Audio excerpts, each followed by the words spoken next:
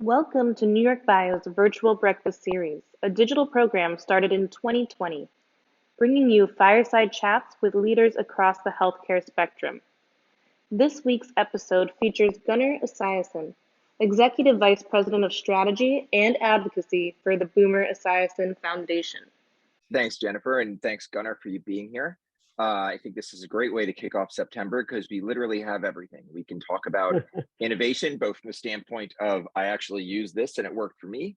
We can talk about what you're doing in clinical trials. We have all sorts of things that we can dig into. So we generally like to start to kick off with a bit of an origin story. So why don't you take us through your journey as a patient first, and then we'll go from there. Yeah, well, no, thanks both of you for having me on. Yeah, it truly is September. I woke up and instinctively put on a fleece this morning.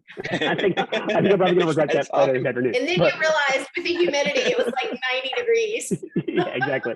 But yeah, no, thanks again for having me on. For those of you who don't know me, my name is Gunnar Esiason. I am living with cystic fibrosis. I'm 31 years old now.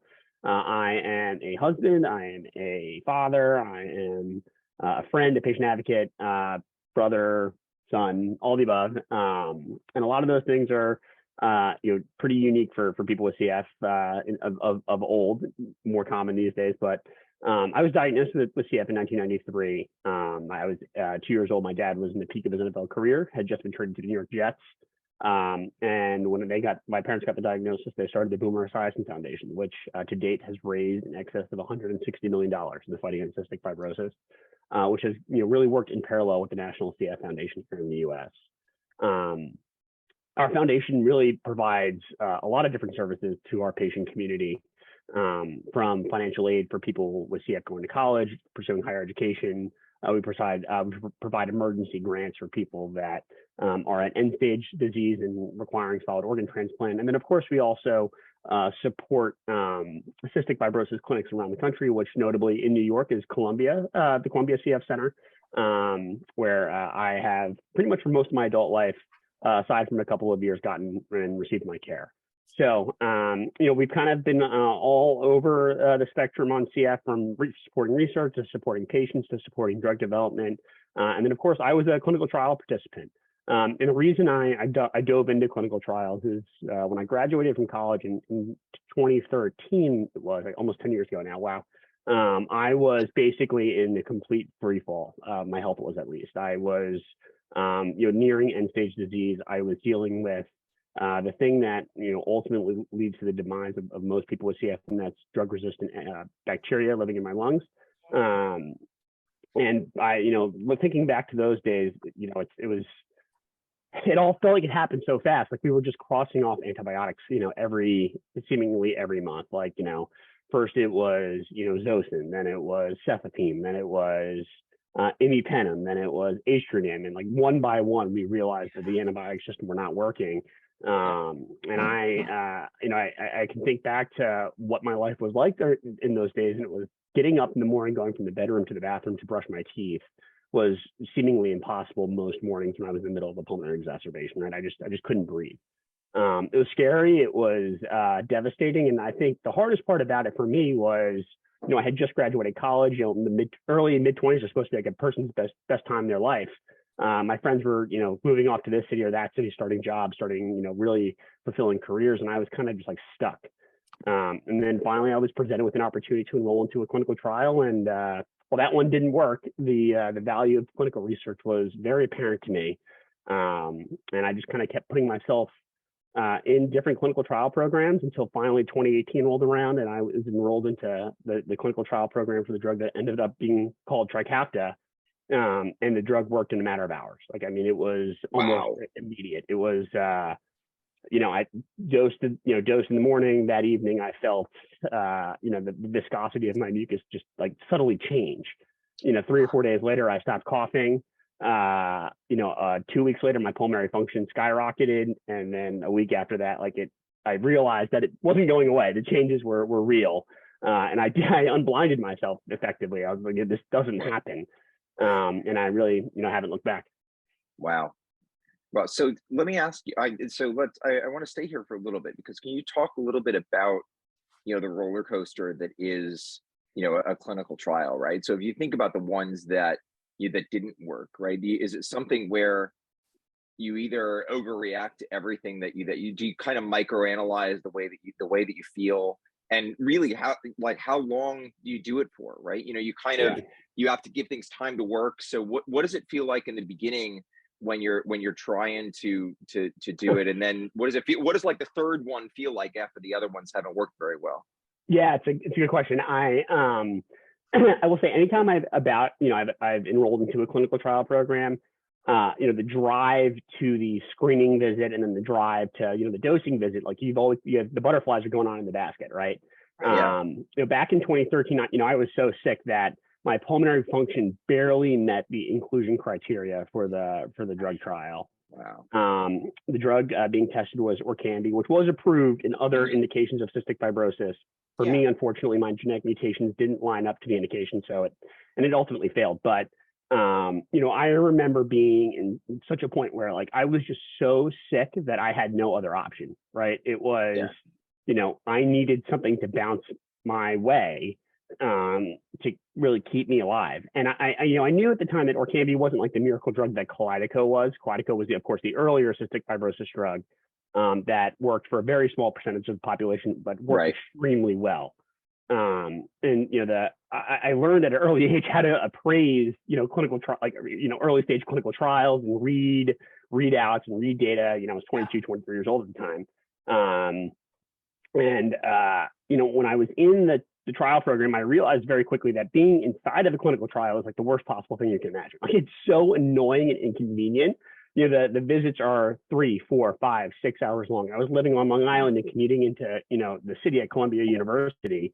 And it was, an hour, 15-minute battling traffic, once every 2 weeks or once every 3 weeks for these like 6 or 7 hour visits. It was crazy. Like, it's so easy to understand how it's impossible to work full time, but also participate in a clinical trial. And you can make logical conclusions based on, that experience. It's like, how can you include, a wide diversity of people in these clinical trial programs if they're so hard to even be a part of? Right. To the point where, now later in life, I look back at it, and whenever I'm asked to join a clinical trial, I kind of like roll my eyes and I'm like, oh, I have to do that again. And they're hard to be a part of. But I mean, it was clear, pretty early on that I was either on the placebo or the drug wasn't working. And then, of course, the nice thing about most of our cystic fibrosis drug studies, it's real benefit actually of them, is they do transition to an open label period where that you're on the real drug. In some ways, it's revealing like, okay, wow, now on the drug, let's see what happens to me. Right. And you can learn pretty quickly that nothing is happening and that you're sort of in a sinking ship, so to speak. But of course, that doesn't mean failure is a bad thing, right? I had to learn that as a participant, but I had to learn that failure is an important part of the clinical trial process. Because if something fails, that means, we have to move on to the next hypothesis, or, we at least have a concrete answer. So from there, I participated in the Symdeko trial, very similar situation. It was a sort of an improved iteration of the previous Orkambi drug. For my indication, of course, it didn't work. So a second failed clinical trial in a matter of 2 or 3 years. And then finally, when I was about to enroll into the Trikafta trial, we called it the triple combo back then, because there's 3 different components of the drug. On the way to the drug trial, on the way to my dosing visit, I remember feeling like this is it, right? This is my last chance, right? If this does not work, like, I don't know what will happen to me. And the entire drive to the research site, it was just like, I wasn't like dreading it because I was excited. I had seen the phase 2 data. Everyone was so excited that this was finally the drug that we had been waiting for. But of course, you're confronted with the possibility of, well, if you're on placebo and you stay sick, does that mean the drug's not working, or are you on placebo? And like, you start playing games, right? Everyone wants to unblind themselves in the middle of a trial. But fortunately, the drug worked so effectively well that while I was in the drug trial, I applied to business school. I was like, wow, this is certainly going to get approved. I don't know how it won't get approved. So I'm going to start planning the rest of my life. But it's being in a trial program is you're met with mixed emotions. You're met with giant emotions. You're met with a feeling of dread. I will say the thing that I've never felt about clinical trials is that I've never felt unsafe, right? Like, I've always felt I've been operating inside a very controlled environment, which is important. Take take a step back, right, and think about other patients, right, other CF patients with whom you've interacted.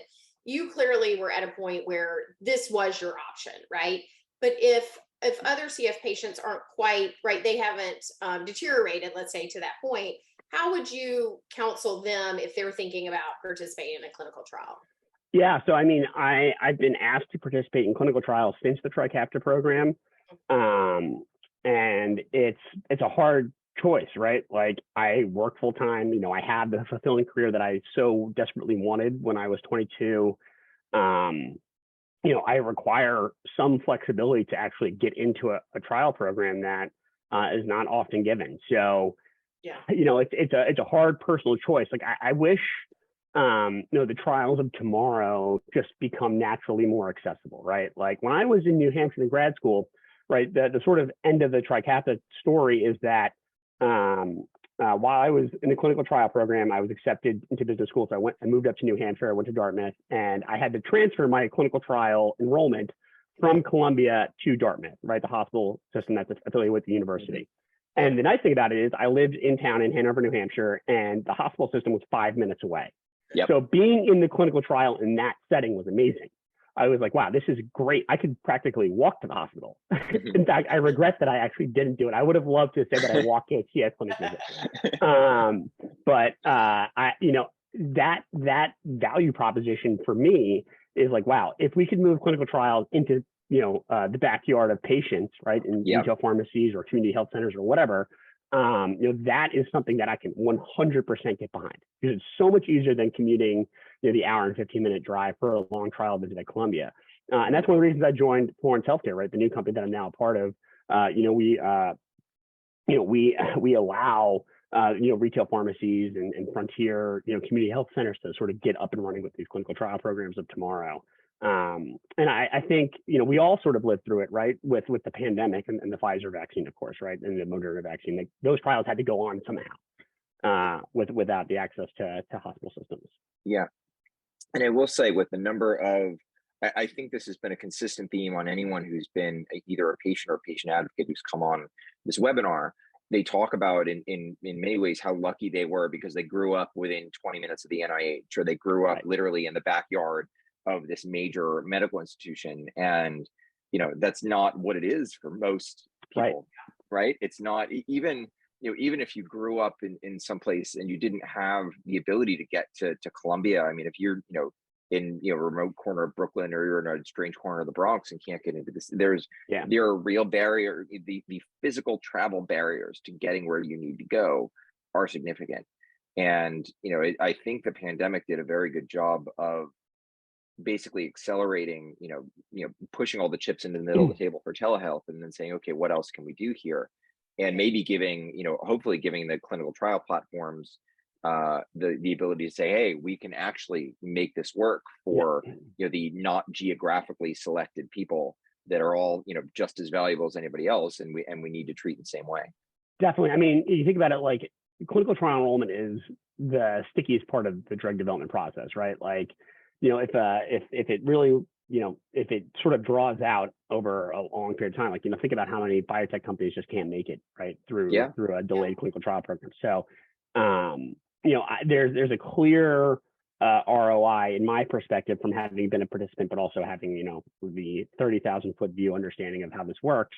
You know, for companies to invest in technologies that can enable that, right? If they can speed up enrollment in any way, that will translate down the road to hopefully a faster drug approval, and hopefully more people that, you know, would get on a drug. And the thing that I always say about clinical trials is that inefficiency in clinical trial programs is paid for primarily in human health, right? So, you know, the real, you know, devastating part of my journey in the TRICAPTA trial is that a good friend of mine with cystic fibrosis, she was a little older than me. Her health was just below the inclusion criteria. And while I was on the rocket ship to better health, she continued to deteriorate during the time the TRICAPTA trial was ongoing.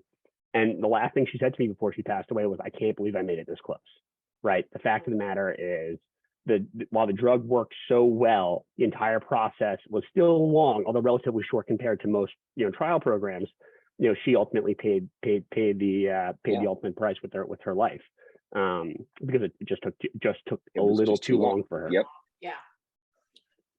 No, that is hard. And then, and that opens a question of compassionate use and outside of the clinical trials and how that might impact ultimate, FDA consideration if there is a lot of sort of outside trial use. And there is no easy answer, right? Right. There isn't an easy answer, but I mean, having been in a trial myself and looking back, and I've reflected on it a lot, right? The immediate gains in my health were so substantial. Like, I can't help but question, like, why wasn't the trial stopped? I mean, it worked so well. Right. But I mean, believe me, I understand the risk sensitivities that everyone has, the patients have, the drug maker has, the FDA has. Of course, everyone's an important stakeholder. But it's impossible not to ask the question, like, why couldn't we save more people? But I think it's a process that continues to iterate, it continues to improve in something that isn't quite perfect. I'm not sure it ever will be perfect, but it can always get better. I mean, you can look at Trikafta. It happens, like, the process from phase 1 to approval happened so fast that it was a miracle of the time. But it's impossible to forget the people that didn't make it along the way. For every Trikafta or Sovaldi, you have these iterative stepwise advances that work for portions of the people, right? There's no Trikafta and Sovaldi are really probably two of the the worst anecdotal things, because they're way out onto this side of the bell curve, where they're basically close to miracles and silver bullets, right? And as much as every once in a while we frankly get lucky with the fact that something works that well, it's not standard and it's not average. Right. You really kind of can't judge everything by like the 2 times in the last 20 years where we beat biology, right? But there are important lessons, got a really though, good right? track record. Yeah. There are important lessons, though, right? Like, if a drug like Trikafta is so effective and the triple combo program is so effective, you have to ask the question, why did it take so long to enroll? Like, why couldn't it enroll in one day? Yes. So that's a question worth answering. Yes, it absolutely is. And I do think that I think we'll take a lot of things away from the pandemic, sort of writ large, right? But I think that this focus on fast enrollment on clinical trials, the ability to have the decentralized, if you will, right? Like, even though the COVID vaccine clinical trials were administered in locations, they were very much so across the US from where you would normally see, right? Like sort of a methodical clinical trial. It was definitely you had more options for sites. Cause I know I signed both of my children up. And so I lived through all the, and I did too. I registered too as a potential trial participant. But I think that also plays into what you're talking about with access, and you found it difficult to drive from Long Island to the Upper West Side, to Columbia. But we have plenty of patients that could benefit from clinical trials that aren't anywhere near a major metropolitan area. Mm-hmm. Yeah, I mean, I think about CF patients in New Hampshire, right? Like the highway system in New Hampshire is, sort of cut by the White Mountains. So like, you're kind of driving all over the place, and you could live 50 miles from Dartmouth Hitchcock Medical Center, but you could be on the wrong side of the White Mountains. It can take you 2.5 hours to get to the medical center. So, I think the truth is, your trial population right now is so much smaller than it really needs to be. And that's, hopefully the next generation of clinical trials, with CVS and the like getting involved in these programs, will suddenly balloon the populations that could be willing to participate. In your mind, is it just the willingness to do things differently? So so we were going to do this later in the conversation. Let's do it now, right? So let's talk a little bit about Florence Health, and let's talk about kind of things that the company tries to do differently, because you probably could have had your pick of any clinical trials company to go to with your experience, right? And I imagine there was something in this one where you said, I really like what they're doing, and I want to be a part of that. Well, kind of you to think that I would have had my pick of the litter, but no, I believe in the CEO. I believe in the executive team at Florence Healthcare. Recruited out of grad school, and what is Florence Healthcare, right? So Florence is a software company that's focused on connecting sites and sponsors in more meaningful ways that can accelerate the trial process, right? So it eliminates the software that Florence provides, eliminates the operational sort of the operational nightmare required to get a clinical trial up and running, right? So I told a little anecdote of earlier of kind of, why did the TRICAPTA trial take so long to enroll, to get rolling? I'm not saying that Florence would have been the solution, but it would have in a trial like that inside this major academic medical center with giant bureaucracy. It can sort of clean a little bit of that up and hopefully lessen the startup time. So that to me is the most appealing part of it, right? It's also a smaller company, so that was exciting for any business student right coming out of business school. I could get involved in a small company, so I will say that. But yeah, what my role is to lead patient-facing strategy for the company and hopefully identify ways in which our technology can grow to improve patient lives inside the clinical trial life cycle. Okay. So when you talk about patient-facing strategy, and we've talked a lot on the webinar over the last 100 episodes, I honestly don't know if we've had an episode where we haven't touched on patients, even when we have like finance people, right? I mean, so we've also spent a fair amount of time talking about empowering patients and caregivers, right? Because certainly in the case of CF, or at least early, I mean, we've talked a lot about your journey basically as a CF patient, really as an adult, right? But there were plenty of years, you said you were diagnosed when you were 2, that your parents or others, right, were the caregivers and they were making the decisions.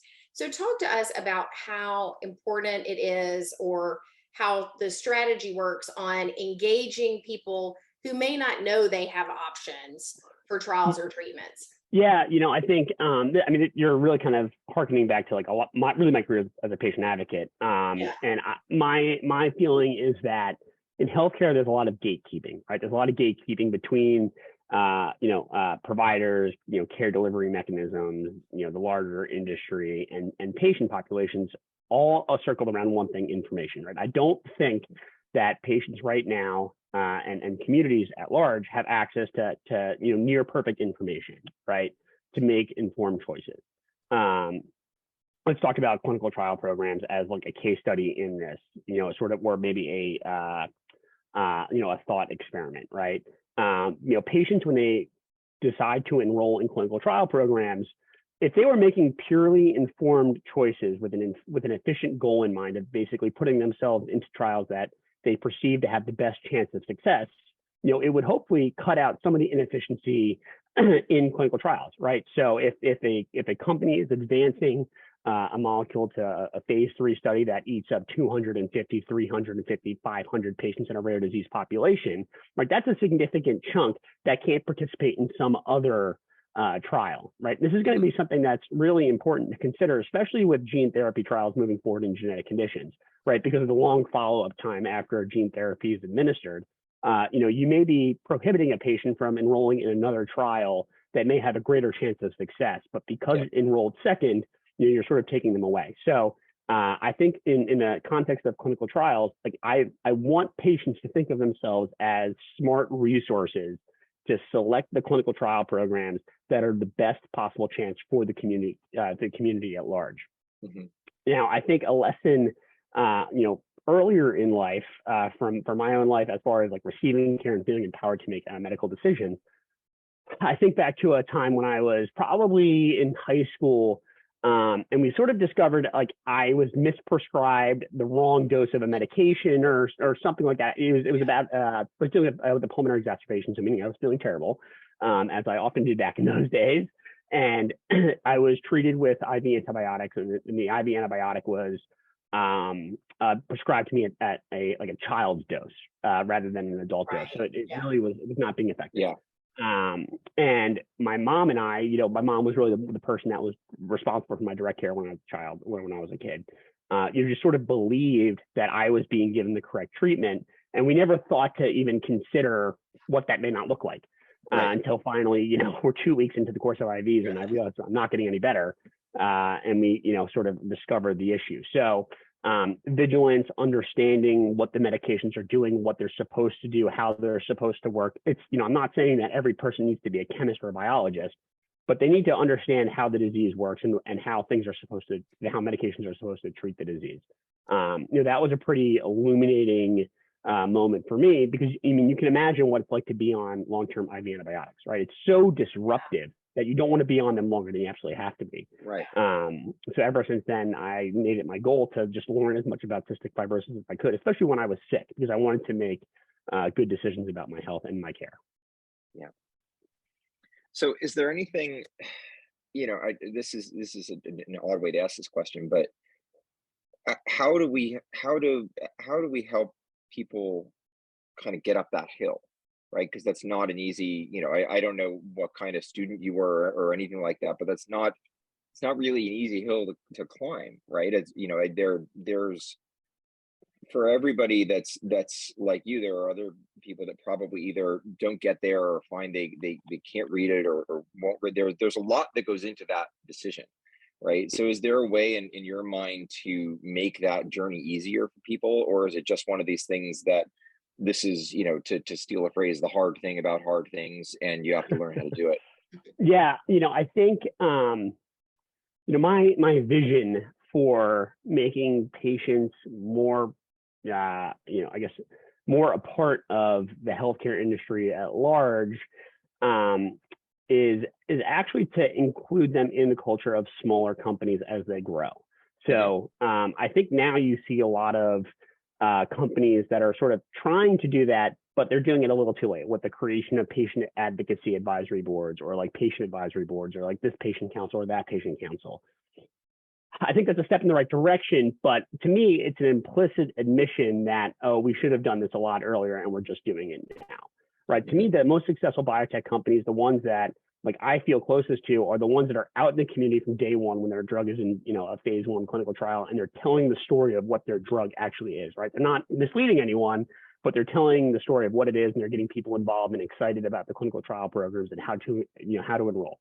I think taking that mindset and putting it inside the healthcare industry at large, from care delivery companies or technology companies, whatever, is the path forward to more efficiency in the healthcare system with regard to patients.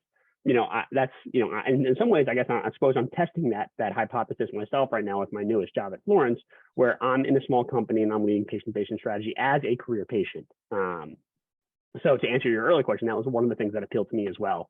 About joining Florence. And I wish more companies did that. I think later in my career, I would love to test that hypothesis at large.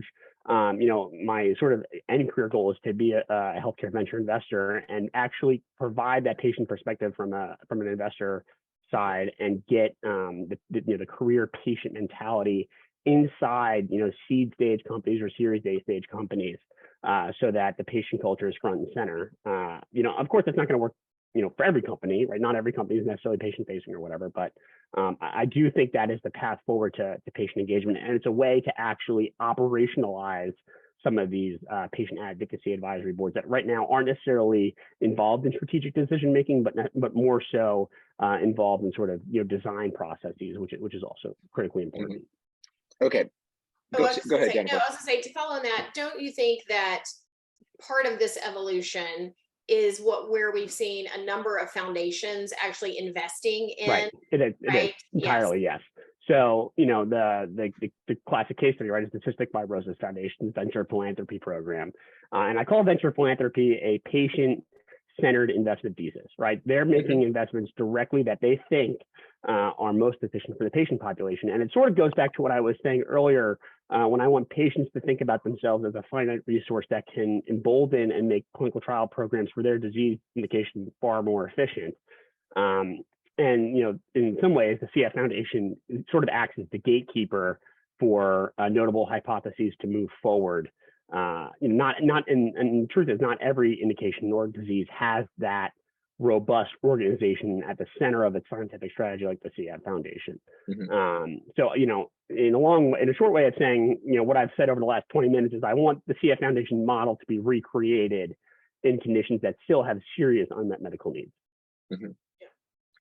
So, okay, so challenging question for you. So if you're Florence Health, this is one of kind of the bigger challenges within digital health. I think you're patient facing, right? But the patient is actually not your customer, right? So there's a way that you need to kind of marry the business strategy of how do we grow this as a business with how do we get better at being, how do we get better from a patient standpoint, right? Because from a purely bottom line standpoint, if Florence Health makes it so that they can suck up every single white male in urban areas quickly and enroll trials, that is financially successful, but it doesn't actually answer all of the questions that you would want to from a patient standpoint. So how do you deal with that dichotomy?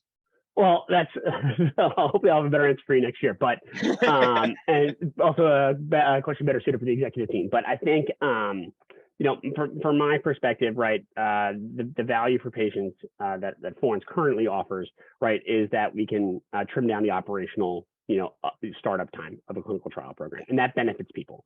The other thing too is that Florence offers is we do offer a way to sort of abate the operational nightmare at places that have not historically run clinical trials, right, like retail pharmacies. And by doing that, I think you can actually increase the diversity of clinical trial programs, which is essential, right? I mean, even from a statistical perspective, right, getting more diverse patient population leads to greater chance of external validity for whatever you're testing, right? Society benefits, the drug maker benefits, the payer benefits because they have better information about how the drug works in the population.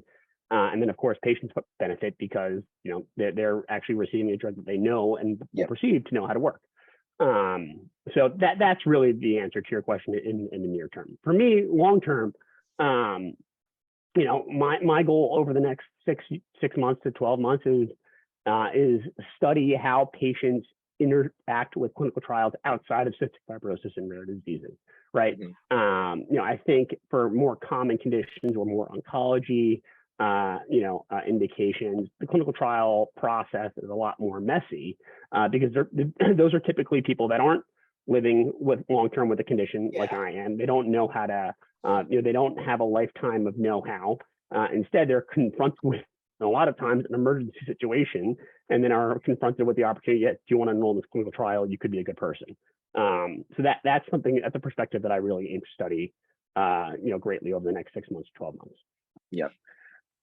And then I was just going to say, so talk to us a little bit about your thinking and maybe even Florence's thinking around, you mentioned sites that aren't historically, right, that haven't traditionally been used as a trial site. Does that look like your local retail pharmacy? Does it exactly look like exactly what clinic? I mean, does it, right? Like what are those types of locations? You're exactly right. It's your, classic retail pharmacy. It's a community health center that may not be, in some major metropolitan area, attached to some major academic medical center. So the question then becomes, when you have all these retail pharmacies that are operating a clinical trial program, like how does the data interchange work? How does, who centralizes it? Who's controlling it all? Like those are big questions that need answering. And maybe I actually think about an op-ed that I wrote in 2020, right after the pandemic started, and I was hearing from a lot of my friends with CF that clinical trial programs that they were in were being either suspended or delayed or something like that. Mm-hmm. And my mind immediately ran to, well, I can still go to CVS or I can still go to Rite Aid and get my prescriptions. Like, why can't I go there and get a clinical trial drug? Yep. So I was thinking about that back in 2020, and then the immediate logical conclusion is, if you're eliminating the travel barrier or travel burden, or making it less significant, then all of a sudden more people can get into clinical trials. Because the way it kind of works right now in the rare disease world, everyone sort of has their incentives when it comes to a clinical trial, like enrolling it fast is of course what the drug maker wants. The site and the clinical research center, they get their pay when their patients are enrolled as fast as possible. So basically, I found that these centers of excellence or these clinics will have patients that they know will just genuinely say yes to research opportunities. And to me, that suggests that the trial population is actually smaller than people may even realize, because there's sort of like a go-to list of patients. Right. You have the person that, can probably fit the criteria, and you're pretty sure you have the person that will show up and fill a spot, as opposed to these are really the best people that we should get in this trial. Right. Exactly. Yeah.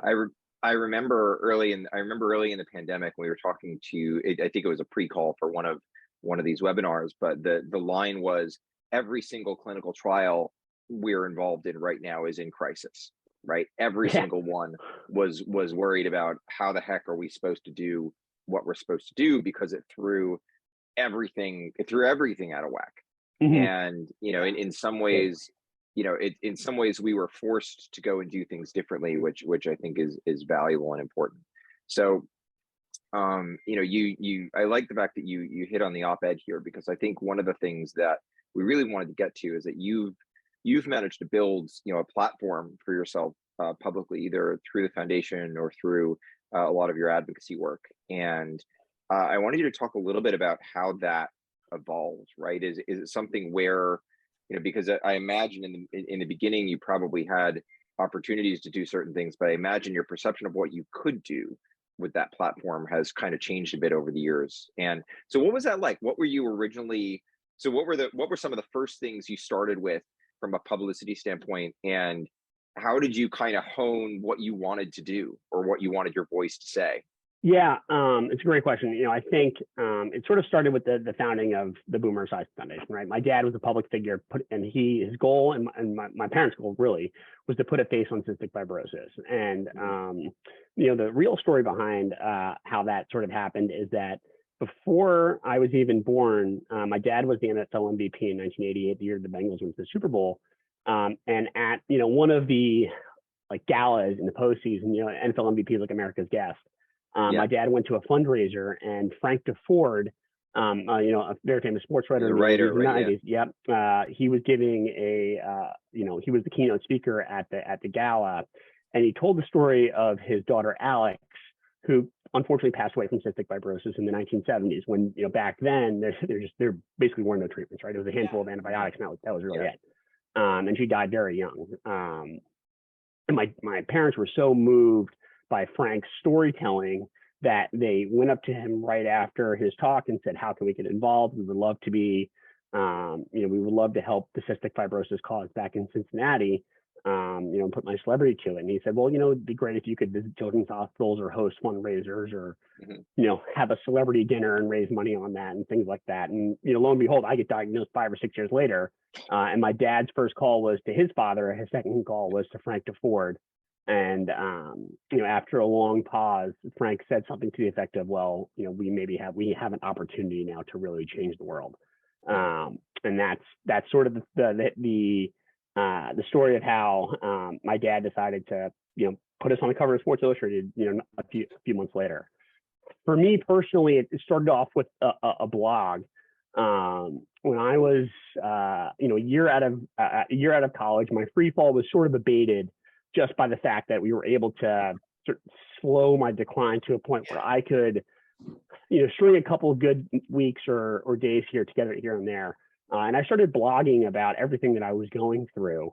And it was therapeutic to an extent, of course, but I also was forcing myself to learn a lot about cystic fibrosis, about the healthcare system, about care delivery, about health policy, about drug policy, and everything sort of in between. And then the next iteration was that I started a podcast with 2 women with CF. I told the anecdote earlier about one of my friends, one of my co-hosts who passed away while I was in the clinical trial program. So, for a year and a half, we sort of followed our lives with cystic fibrosis and had a talk show that eventually climbed the iTunes charts, which was kind of a funny thing.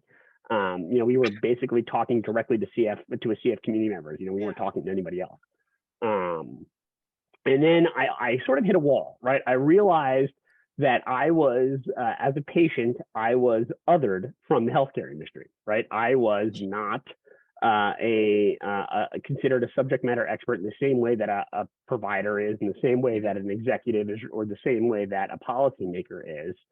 And I realized that in healthcare, largely, it's very credentialed. It's a very credentialed industry, and it's for better or worse, right? You want your PhDs making drugs. You don't necessarily want someone off the street doing that. So I get it, but that also hindered patients, right? I was coming from an emotional perspective and not an objective perspective, which really sort of frustrated me. And it was actually one of the reasons I went to grad school. It was 2 can play at that game.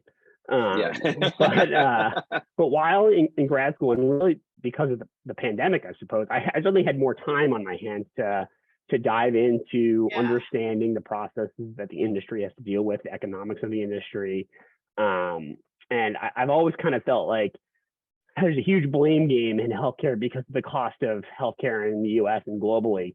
And, you know, I feel that the patient perspective is one that's often misused or exploited for, you know, the gain of one camp or another. And I try to be somewhat of an objective or what I consider an honest broker voice in the middle of, you know, calling out excess where I saw it or you know, sort of trying to defend the rare disease population, because the rare disease population, for whatever reason, is always targeted when it comes to the healthcare policymakers, you know, advocating for change. Yeah. Well, I think that dovetails right into pricing, right? Because it's the easiest to point a finger at, because rare disease drugs tend to have high price tags. So it seems to be the one place that if you look at it on paper, you know, this drug costs $1 million. How does this drug cost $1 million? It doesn't cost them anything to manufacture it. Why are we doing this? These guys are all bad, right? That's really the way that the argument boils down in a very simplistic fashion. Yeah, you know, I think you know, living with CF and having gone from having a very serious unmet medical need to one where it's, you know, I don't want to say cured, but more manageable than it sort of was, has shown me that, you know, the iterative process has a lot of value, and saving life has extreme value.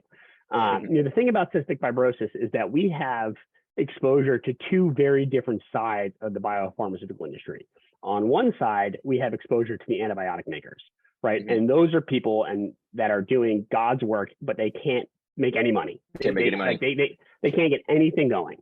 And that is a scary thing, right? That is a really scary thing, because there is a market failure because of, as I asked a venture investor in a business school class, and this is always like burned into my memory, I said, why won't you invest in antibiotics?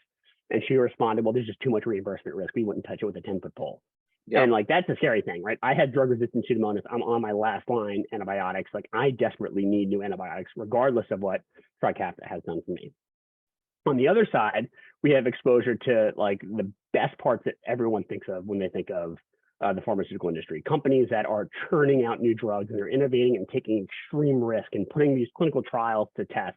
You know, they're not, you know, rent-seeking, you know, on old drugs that that should be generic or biosimilar, right? They're creating new products that are genuinely changing human life. Yeah. And the value that I've seen is really in my own life and also in my friends' lives. You know, you can think about where I was from 2013 to 2018 when I started the Trikafta trial. I had more than 24 medical procedures. I spent more than a cumulative year on IV antibiotics that were failing me. I couldn't really hold down a career. I, you know, really had no social life to speak of. You know, I had very few things going for me. Then all of a sudden, 6 months after starting the Trikafta trial, I was applying to business school. I was thinking about moving out. I hadn't had a pulmonary exacerbation since starting. In fact, I'm coming on 3 years since my last pulmonary exacerbation, right? My medical utilization has dropped 60%. So when I see people being hawkish on drug pricing for the sake of being hawkish on drug pricing, I'm like, wait a second. There's real value in Trikafta, especially when you consider what happens to the future of Trikafta, right? It's going to go generic one day, right? It's going to go generic just as Kalydeco, a previous CF drug, is about to go generic, right? A generic competitor just received a conditional approval by the FDA. So the future of CF is going to be actually extremely cheap, right? When you consider what the future holds for these generic medicines. People want to look at drug pricing like in the here and now and in the short term and say, wow, that is a crazy expensive drug. But if you consider my full lifetime and what I now can do and what future patients will do and what will happen when patients are born with cystic fibrosis in 25 years, what they're able to do and what their treatment burden will look like, you can actually understand that it's going to look very different, right? And the last sort of thing that I will say about this is you have to understand the other part of CF care. It's very time intensive, a lot of time in the hospital system. And for a terminal condition like cystic fibrosis, there's a terminal limit of what a hospital system can do for me, right? Like they were never going to make me feel better, right? If only they were going to extend my life, you know, a year or 2, 3, 4, 5 years until either a drug came along and changed everything, or until I was looking at a lung transplant, which is still not a great outcome. Because you're looking at a whole set of different challenges, and really the clock starts ticking. So that's really kind of where my passion came from for this. And I saw that cystic fibrosis was being used as an example of how the system should work. And I'm like, wait a second, this is exactly how it should work, right? Vertex, the maker of Trikafta, has taken their winnings from Trikafta, put it into next generation CF medicines, putting it into type 1 diabetes, non-opioid pain, sickle cell, right? I mean, these are things that are huge societal burdens that, because of the success of the cystic fibrosis franchise, is actually now going to change a hell of a lot of other lives as well. Yeah. One thing that that's long been a conundrum, because of the way we pay for healthcare in the US, it's hard for payers, insurance, companies to capture long-term savings when they may or may not have that patient on their rolls, right, down the road when they don't need the care. Hemophilia is a good example, right, of a long-term prognosis that needs consistent care, transfusions, factors, but yet with potential gene therapies, like these may be curative, right? But it's just hard for those companies to figure out how to capture those savings. Yeah, you're right. It's something like the average person changes their benefits, every 2 or 3 years or something like that. Something like that, yeah. And so, I agree with you that it is hard to capture that, but I actually think, part of the reason there's such a magnifying glass on this is that because inside, the pharmaceutical industry, there are bad actors, right? There are rent seekers that are putting patent thickets up around their medications, that are not letting them go generic or not letting them go biosimilar. Right. And those are the bad actors. Right. So when I talked about, hopefully being the honest broker in the middle, right, I'm happy to talk about the success that Vertex has, but that also necessitates that we really clamp down on the companies that are doing the wrong thing and exploiting, the process to genericization. Right. That's the most important part of all of this. My argument only stands if drug makers do follow up on what they're supposed to do and make their drugs public utilities, which is exactly what generic medicines are. And I always, having been a lobbyist and a lawyer for pharma companies for many years, I always joke that one side has a bumper sticker, we have a white paper. Right, in describing it. We need a bumper sticker. Yeah, and I think I think one way to do that is and it's somewhat controversial, I suppose, but it is to actually show what can happen from a societal perspective when a drug goes generic, right?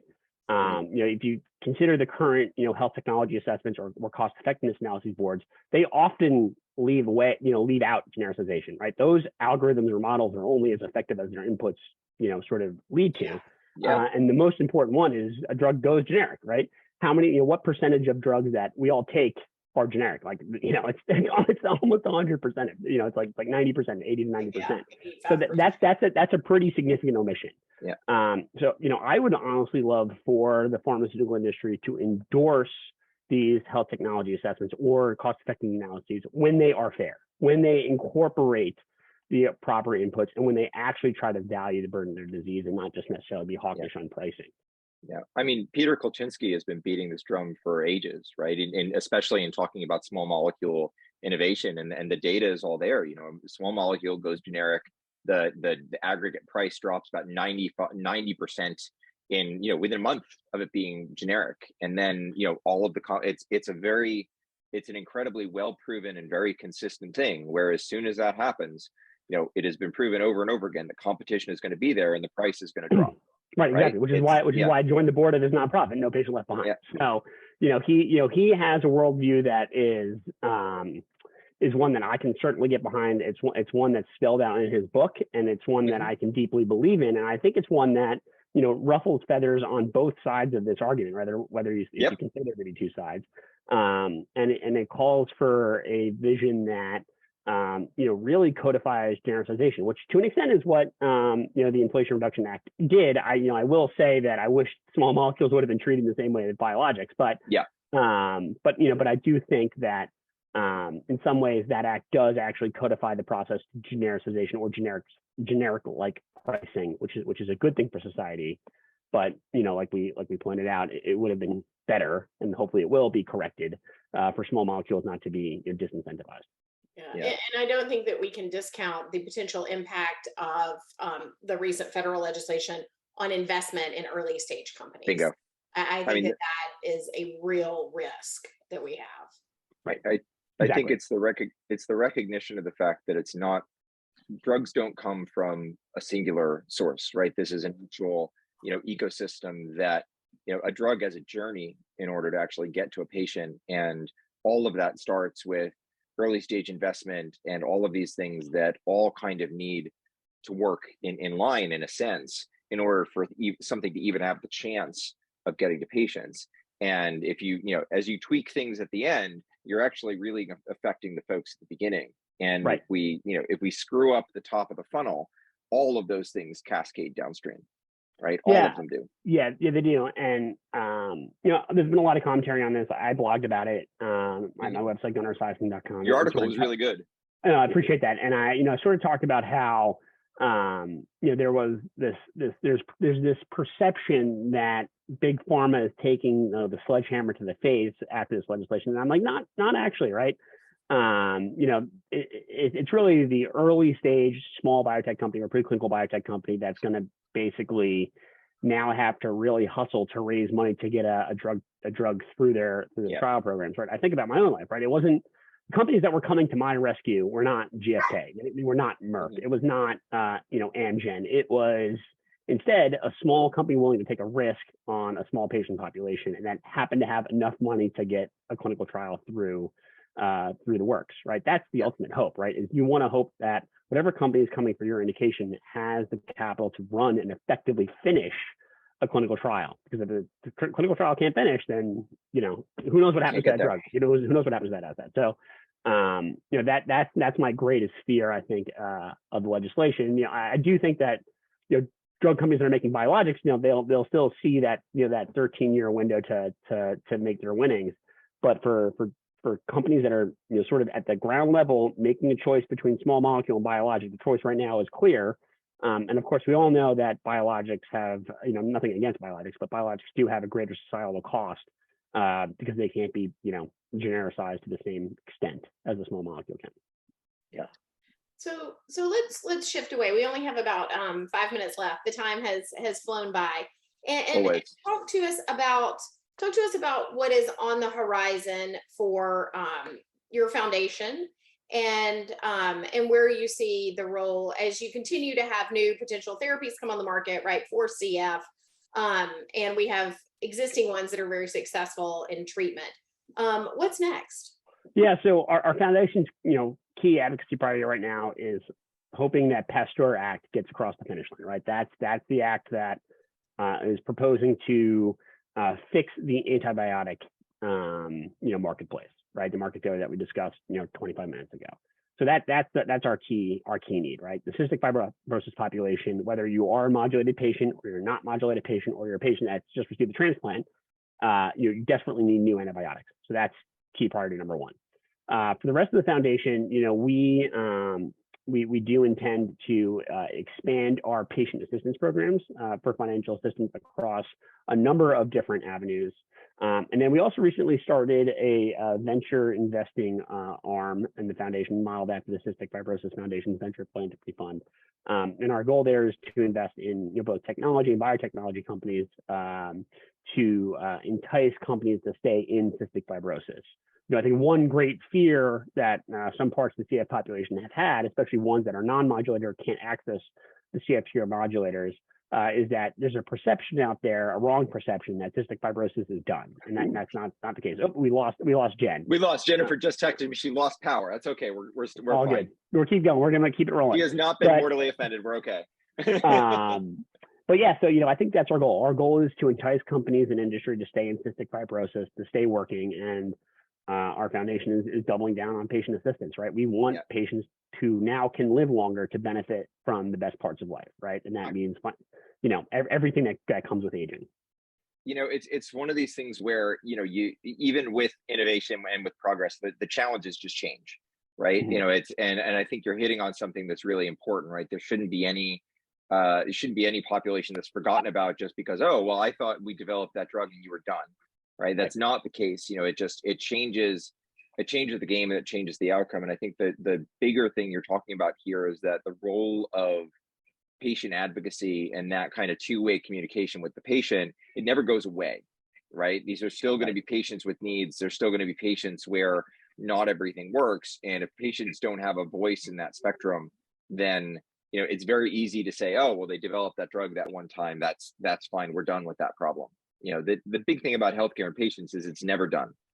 Right. Exactly. You're spot on. And I think, it goes back to what I said earlier, right? Getting patients more involved in the healthcare industry at early company creation, I think sort of sets the culture expectation for what healthcare should be, right? It should be involving patients in strategic decision making where they have the skill and ability to do so. And I think that's something that patient advocacy organizations like ours, like others, can sort of enforce on the industry, right? Patients ultimately do have some leverage over the healthcare industry because without us, the most important part of it can't move forward, and that's the clinical trial. So that's kind of where I draw the line. My apologies. As you can see, I'm now in the dark. My power has come on and off like 3 times since I disappeared. Good thing I had my phone charged earlier today. So as far as patients and engaging early, like we've talked about that. What do you say for someone who is newly diagnosed, right? Maybe it's a caregiver. Where do they go first? What is their first thing other than just Googling like cystic fibrosis? What does it mean, right? Well, my first advice is not to Google, although it's impossible to resist. Yes. So it's to go to credible patient organizations, right? It's to get involved where you can, and it doesn't mean fundraising, right? Of course, that's where everyone's mind goes to, but it's to get involved with patient advocacy organizations, understand what their goals are, what their driving motivators are, and how you can learn to be equipped to deal with the complexities of operating inside the healthcare industry. When you think about everything that a patient has to do in their life, or everything a family member has to do on behalf of the patient, managing insurance benefits, managing pharmacy benefits, managing billing and hospital visits and everything in between, it's daunting and complex, and it's important that that people feel empowered to just dive in, right? My parents, when I was diagnosed, that, like I said, their first calls were to their own parents, and then to Frank DeFord, someone who had been there, right? Somebody who had lived the cystic fibrosis life, and they looked to the expert, and that's what patients and families are. We are the experts in our condition. Thank you. I think we are out of time for my flashing power here today. Gunnar, thank you so much, not only for sharing your story, but also your vision for how patients and clinical trials can evolve and how we can do better as we work to discover new.